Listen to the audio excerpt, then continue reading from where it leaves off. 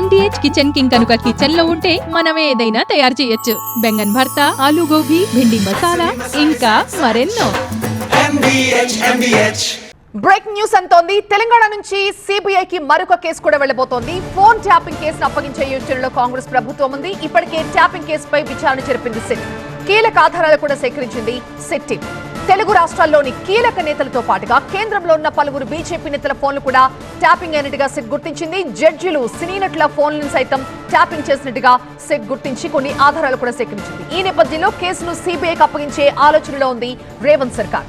ఇప్పటికే కాళేశ్వరం కేసు సిబిఐకి అప్పగిస్తూ నిర్ణయం తీసుకుంది. ఇప్పుడు ఈ కేసును కూడా వారితోనే విచారణ చేయించాలన్న ఆలోచనలో ప్రభుత్వం ఉన్నట్టుగా తెలుస్తోంది. మా ప్రతినిధి ప్రభాకర్ ఉన్నారు దీనిపై మరింత సమాచారం అందించడానికి. ప్రభాకర్, ఆల్రెడీ ఒక కేసుని సిబిఐకి అప్పగించే నిర్ణయం తీసుకుంది, మళ్ళీ వెంటనే మరొక కేసు ఏంటి? కాంగ్రెస్ ప్రభుత్వ ఆలోచన ఏంటి దీని వెనక? రైట్, ఇప్పుడు ఫోన్ ట్యాపింగ్ ఇష్యూ రాష్ట్రంలోనే సంచలనంగా మారింది. దేశవ్యాప్తంగా సంచలనంగా మారిన కేసు ఇది. ప్రభుత్వం ఏర్పడిన తర్వాత, కాంగ్రెస్ ప్రభుత్వం ఏర్పడిన తర్వాత ఒక సిట్ని కూడా దీనిపైన ఏర్పాటు చేశారు. చాలామందిని విచారించారు. దాదాపు 618 ఫోన్లు ట్యాప్ అయినట్లుగా గుర్తించారు. దీంట్లో అప్పుడు కాంగ్రెస్ ప్రభుత్వంలో ఉన్న ప్రస్తుత ముఖ్యమంత్రితో పాటుగా చాలామంది జడ్జిల ఫోన్లు, సినీ ప్రముఖుల ఫోన్లు, అప్పటి పీసీసీ ప్రెసిడెంట్స్, అట్లాగే ఎంపీలు, బీజేపీ నేతల ఫోన్లు కూడా ట్యాప్ అయినట్లుగా సిట్ గుర్తించింది. దానిలో భాగంగానే కొంతమందిని అరెస్ట్ చేసి రిమాండ్ కూడా చేశారు. కొంతమంది రికార్డ్స్, స్టేట్మెంట్స్ కూడా రికార్డ్ చేశారు.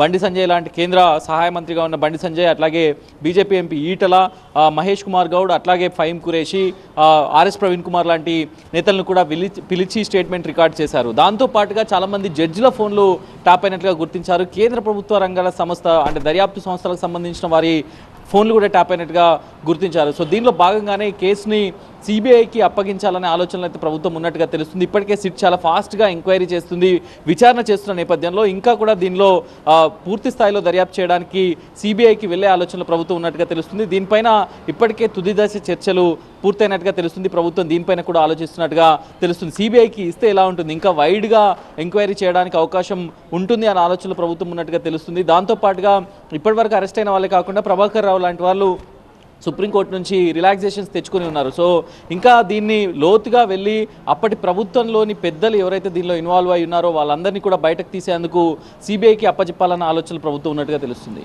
ప్రభాకర్, ఇప్పటికీ ఒక కేసు విషయంలోనే కాంగ్రెస్ పార్టీ ద్వంద్వ వైఖరి చూపిస్తోంది. సిబిఐని వ్యతిరేకించిన కాంగ్రెస్ పార్టీ ఇప్పుడు ఒక కేసు విషయంలో మాత్రం తెలంగాణలోకి స్పెషల్ పర్మిషన్ ఇస్తున్నారు. మళ్ళీ వెంటనే ఇంకొక కేసు. రాజకీయంగా దీన్ని ఎలా ఫేస్ చేయబోతోంది కాంగ్రెస్ పార్టీ?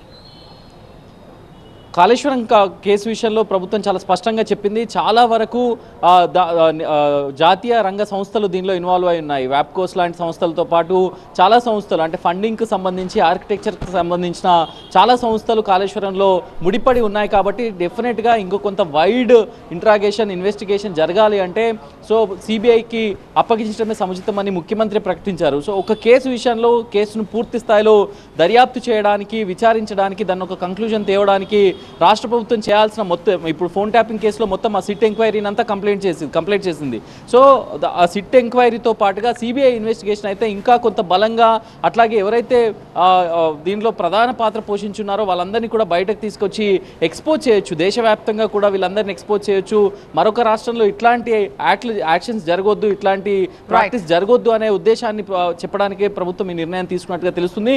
ఇంకా ఇది ఫైనల్ కాలేదు, ఆలోచనలో ప్రభుత్వం ఉంది. సో దీనికి సంబంధించి మరింత సమాచారం రావాల్సి ఉంది. Right, thank you Prabhakar. MDH kitchen king కనుక కిచెన్ లో ఉంటే మనమే ఏదైనా తయారు చేయొచ్చు. బెంగన్ భర్త, ఆలు గోబీ, భిండి మసాలా, ఇంకా మరెన్నో.